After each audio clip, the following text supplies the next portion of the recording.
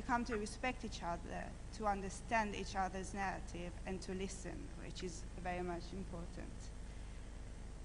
We were given 90 minutes for last night's session. However, we exceeded that very easily. And I was telling Alia yesterday that we could have gone on for hours, hadn't some of us needed to go to the washroom or to freshen up with a cigarette, because this is the Middle East after all. And I told her that I wish that our respective leaders negotiate in the same way. We all had our focal period that brought us to take part of this fellowship. And we all had our personal experience. And some of us needed reassurance.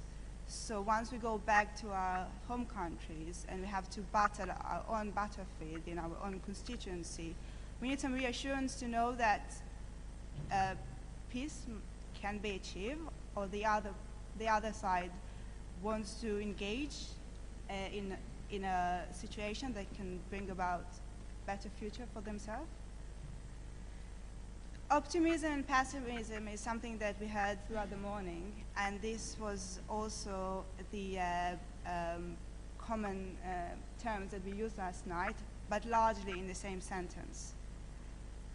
Some of us started from one side of the political spectrum, and throughout the years decided to go to the other, to the center or to the other side of the political spectrum. The Atkin Fellowship has a major impact, and I can tell you I've decided to stay in London now. I'm part of the Israeli embassy. I'm not a diplomat,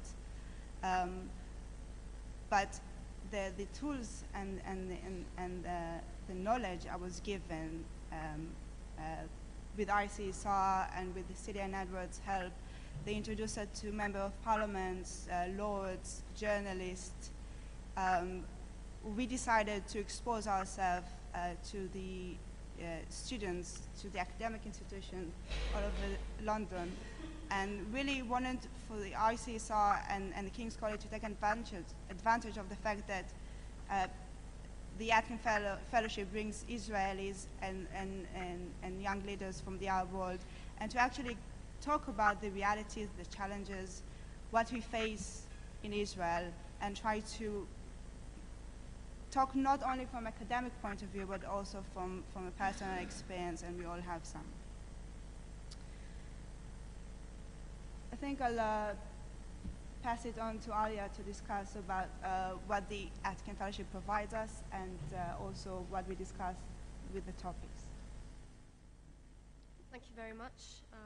It's an honor to be introduced by Kim Campbell, and thank you for that, but I just have also a correction. I'm doing an MPhil and not a PhD, but hopefully a PhD, inshallah, as we say in the Middle East.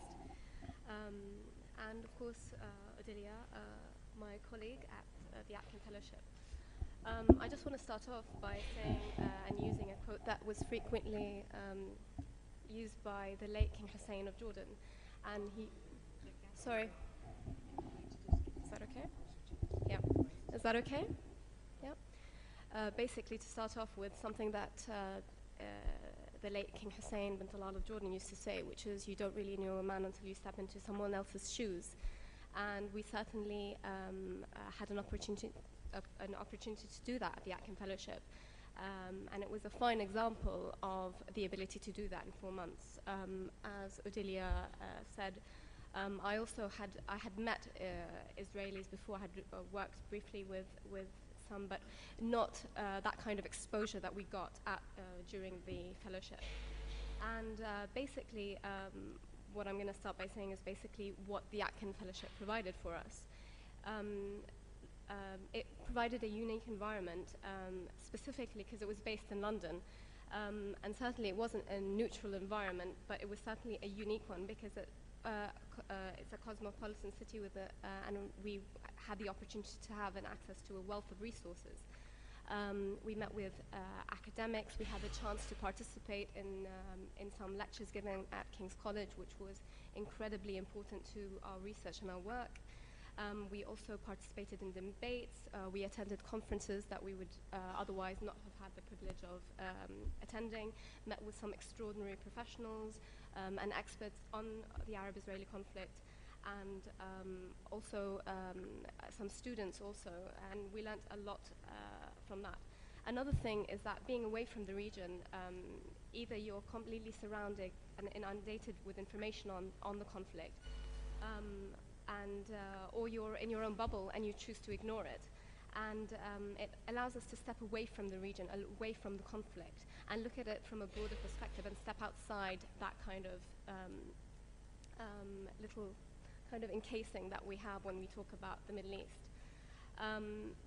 Another thing that it did was that it definitely, as Adelia was saying, it challenged our perceptions and preconceived notions about the conflict. I think we're all happy to say that we're all pretty liberal, open-minded people.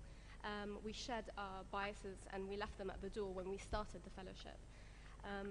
And it really did create new understanding because we explored issues at a much deeper level and at a much more sensitive level. And these are very, very emotive subjects, as you all must know.